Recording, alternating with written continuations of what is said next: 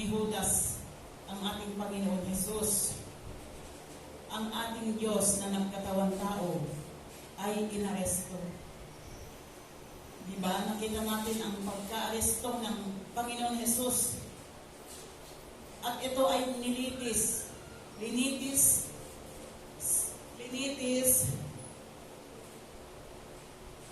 ng gabi. Bakit kaya gabi nilitis ang Panginoon Jesus? Ito ay hindi tama dahil gabi ang pagkalitis sa Kanya. At nilitis din siya. Ngunit hindi binigyan ng pagkakataon na idepensa ang kanyang sarili. Napakasakit mga kapatid ang mga ginawa nila sa ating Panginoon. Linitis nila na alam nila na wala itong bahid na kasalanan. Siya ay Diyos na nagkatawang tao, pumarito sa lupa upang meron siyang gagampanan sa ating lahat. At siya ay linitis at nasumpungan na ito ay wala siyang kasalanan. Ngunit ito ay hinatulan pa rin. Nakita natin sa dinala siya kay Poncio Pilato.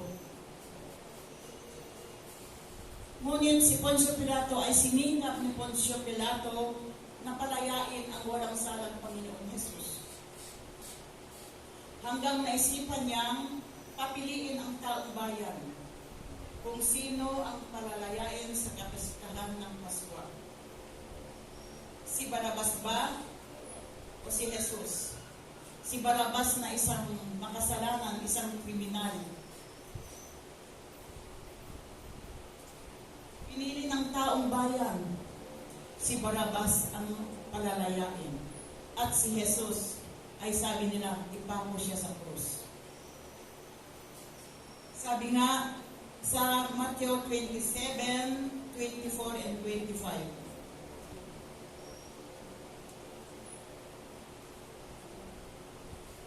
Kaya nang makita ni Pilato na wala siyang magawa, kundi bagkus pa ngang lumala ang kaguluhan, siya ay kumuha ng tubig at naghugas ng kanyang mga kamay sa harap ng karamihan na sinasabi, wala akong kasalanan sa dugo nitong matuwid na tao. Kayo ang bahala niya. Tingnan niyo mga kapatid. Alam na ni Pilato na walang kasalanan ng ating Panginoon. Pero wala siyang magawa. Dahil ang sabi ng taong bayan ay si Kristo Jesus ay ipako at ang kriminal na si Barabas ang siyang palalayain. Napakasakit sa ating Panginoon ito, di po ba? Kung sa bagay, karamihan naman ngayon ang mga nakukulong dito, maraming hindi nakukulong ng walang kasalanan. Pero ang ating Panginoon Jesus, siya ay talagang walang bahid na kasalanan.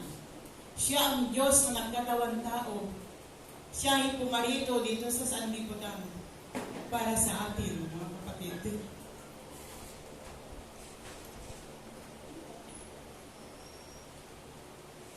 Ang Panginoon Jesus ay pinako sa krus sa pagitan ng dalawang magnanakaw.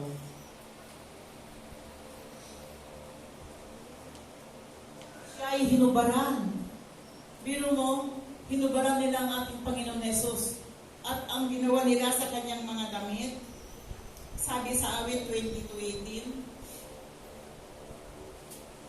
hinapak nila ang aking mga kasuotan sa gitna nila at kanilang pinagsapararan ang aking kasuotan.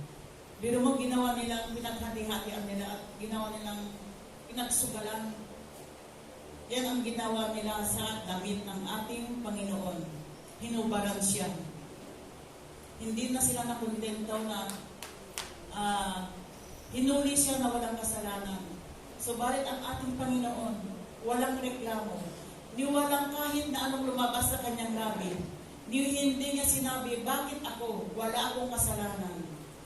Walang nabanggit ng Panginoon na ganito sa kanya, na lumabas sa kanyang labi. Bakit? Dahil sa pagmamahal ng ating Panginoon sa mga taong makasalanan.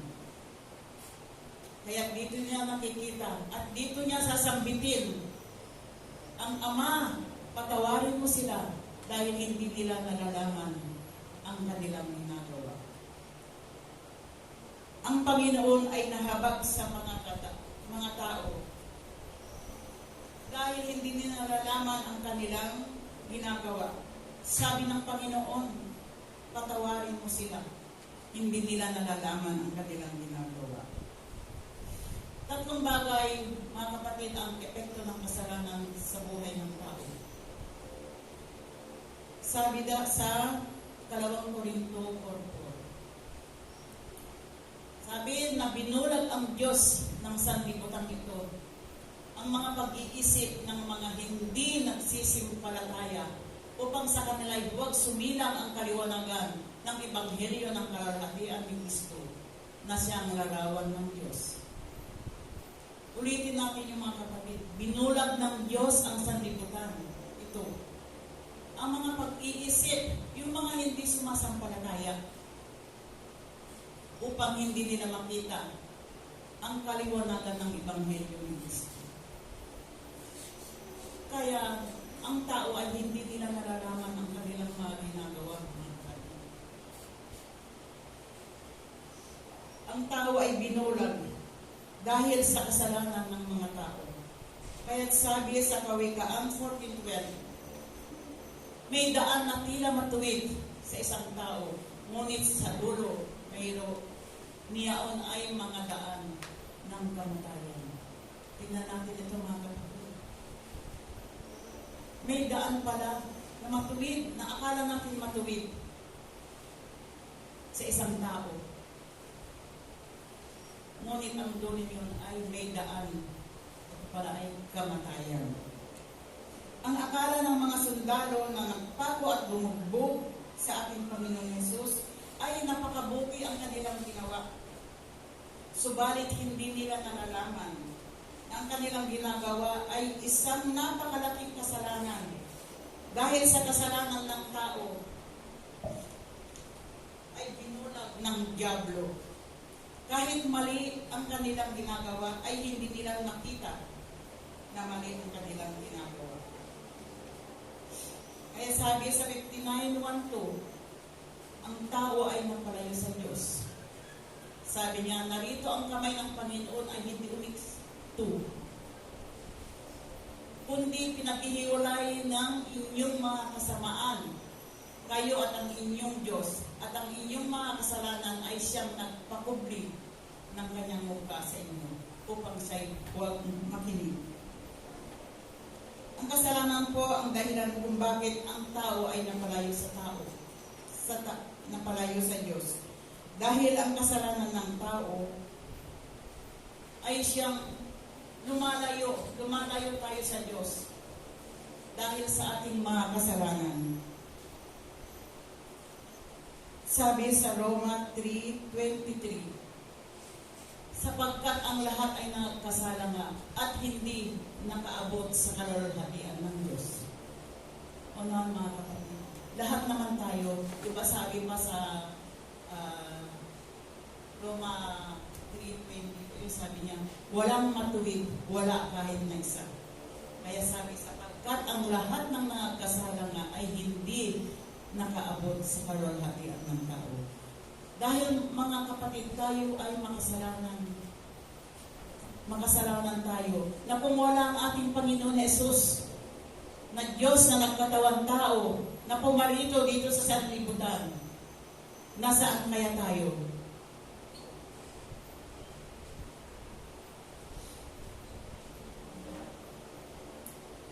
Ang tao ay tumanggap ng parusa buhat sa Diyos. Sabi sa Roma 6:23.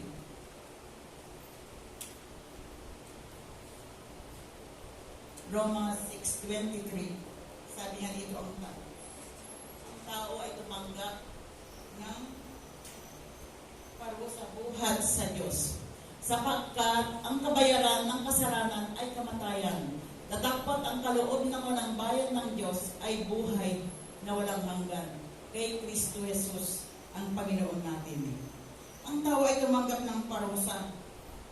Kung kaya ang Panginoon Jesus ay nanalangin sa Ama na patawarin dahil hindi nila nalalaman ang kanilang ginagawa. Sapagkat ang kasalanan ay mayroon kaparusahan, ay walang iba kundi ito ay kamatayan at kapahamakan. Kaya nga mga kapatid, ang ating kasalanan ay talaga naman ito ang dahilan ng pagkapako ng Panginoon Yesus sa krus ng Kalbaryo. Ngunit dahil sa pag-ibig ng Panginoon Yesus, binanggit niya sa Colosas 1:14 na siyang kinaroroonan ng ating katubusan, na siyang kapatawaran ng ating mga kasalanan.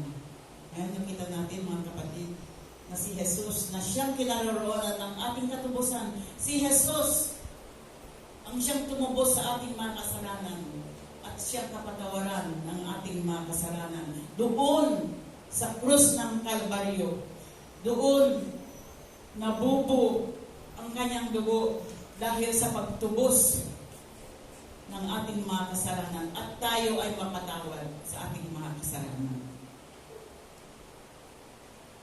Ang Panginoon Jesus ay bumaba dito sa lupa upang tayo ay tubusin at ang ating mga kasalanan. Sabi sa unang Pedro 2:24 na siya rin ang nagdala ng ating mga kasalanan na kanyang katawan sa ibabaw ng kahoy upang pagkamatay natin sa mga kasalanan ay mga buhay tayo sa katwiran ng dahil sa kanyang mga sugat ay nagsigaling tayo. Ang mga kapatid, siya ang nagdala ng ating mga kasalanan. Kaya itong unang wika ng Panginoon sa krus ng Kalbaryo ay talaga naman ito ay napaka madamdamin. Biro mo ang isang Diyos na nagkatawang tao, pumarito sa sanlibutan. Nakita niya ang taong makasalanan. Ibinigay ng Ama ang parusa. Ngunit ang Panginoon Jesus ang siyang umako ang lahat ng ating mga kasalanan. Kaya sabi nga, dahil sa kanyang mga sugat, ay nagsigaling tayo.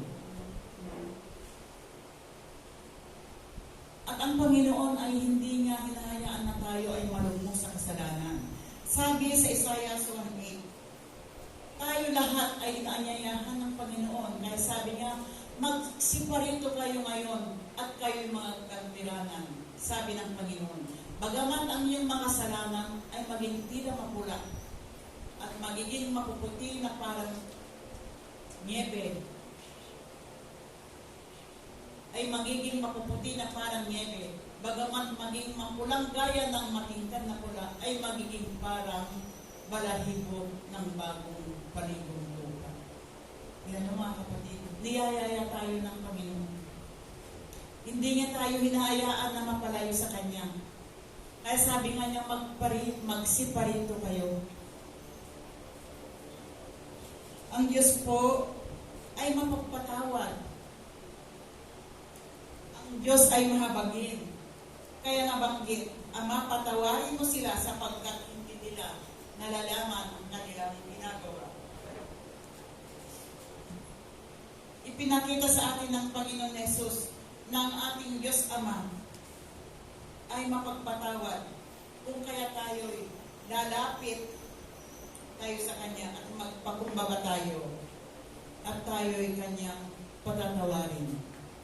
Diba sabi sa unang 1:19, kung ipinahahayag natin ang ating mga kasalanan, ay tapat at banal siya na tayo'y patatawarin sa ating mga kasalanan at tayo'y linisin ang lahat ng kalikuhan. Napakaganda ito mga kapatid. Kung ito man tayo ay mga nagkasala, pahayag natin sa ating Panginoon Jesus. Ingian natin ito ng tawad sa ating lahat ng mga kasalanan. At ang ating Ama, ang Panginoon Jesus, ay patatawarin tayo. Matuto lang tayo magpakumbaba sa harapan niya.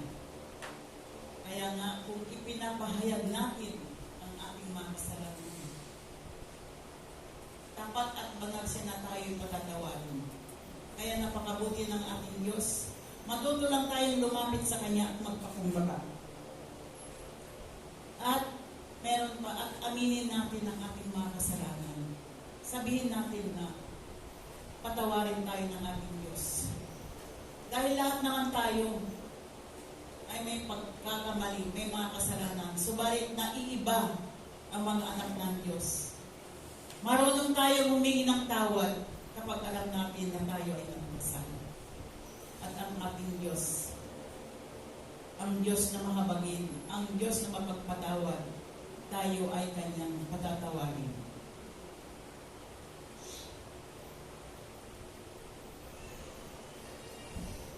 Patatawarin tayo mga kapatid, pero kailangan tayo ay lumapit sa Kanya at magpakumbaba. Sa oras na ito, handang patawarin ang Diyos. Huwag mong isipin na hindi ka kayang patawarin ng Diyos. Huwag mong isipin na hindi ka kayang tanggapin ng Diyos. Lumapit ka lamang sa Kanya at ikaw ay Kanyang patatawarin. Gaano man kabigat, gaano man kadami ang nagawa mong kasalanan, handa kang patawarin ng ating Panginoon. Kung ikaw ay lalapit, huwag kang magmataas, kundi ikaw ay magpakumbaba. Dahil ang sabi ng Kanyang salita, kung ikaw ay nagmamataas sa Panginoon, ikaw ay Kanyang ibababa. Pag ikaw ay nagpapakababa sa Panginoon, ikaw ay Kanyang itataas. Napakabuti ng ating Panginoon. At pansinin natin ang sinabi ni Jesus, hindi nila nalalaman ang kanilang ginagawa. Sabi sa 2 Korinto 5:21, yang hindi nakakilala ng kasalanan ay kanyang inaring may sala dahil sa atin upang tayo magiging kanyang katuwiran sa Diyos. Sa ay walang sala ay inaring may sala dahil sa atin. Hindi nalalaman ang tao sa oras at araw na yaon ay pinapasan niya ang sala ng sanglibutan. Kristo ay hindi pinako dahil sa kanyang sala, kundi pinako dahil sa ating sala. Sa krus na pinagpakuan sa kanya ay ating krus. Ang kanyang hirap ay ating hirap. Ginawa lahat ng ito ng Panginoon Jesus dahil sa kanyang pag-ibig sa sanlibutan. Kaya nga sabi sa John 3:16, sapagkat gayon na lamang ang pagsinta ng Diyos sa sanlibutan na ibinigay niya ang kanyang bugtong na anak upang ang sino man sa kanya sumampalataya ay huwag mapahamak kundi magkaroon ng buhay na walang hanggan. Ang lahat ng tao ay ginawa ng Panginoon na banal. Ngunit ang tao ay nagkasala. Sabi sa Isaiah 59:1-2, ang kasalanan ay naghihiwalay sa Diyos at sa tao. Ang lahat ng tao ay nagkasala, ay dapat mamatay. Ngunit ang sabi ng pag-ibig, ang nagkasala ay dapat patawarin. Ito ay pangungusap at panalangin ng pagpapatawad. Ama, patawarin mo sila dahil hindi nila nalalaman ang kanilang ginagawa. Tinitigan ng Panginoon Jesus ang mga tao sa sanlibutan na ang sumisigaw, ipako siya sa krus, ipako. Tinitigan niya ang lahat ng makasalanan at namutawi sa kanyang labi ang matamis na dalangin. Ama, patawarin mo sila dahil hindi nila nalalaman ang kanilang ginagawa. Ang taong nagkasala ay inibig ng Diyos. Ang Diyos ay nagpatawad at doon sa krus ay kanyang ipinahayag, Ama, patawarin mo sila dahil hindi nila nalalaman ang kanilang ginagawa. Ito ang panalangin ng pagpapatawad. Purihin natin ang ating Diyos. Maraming salamat.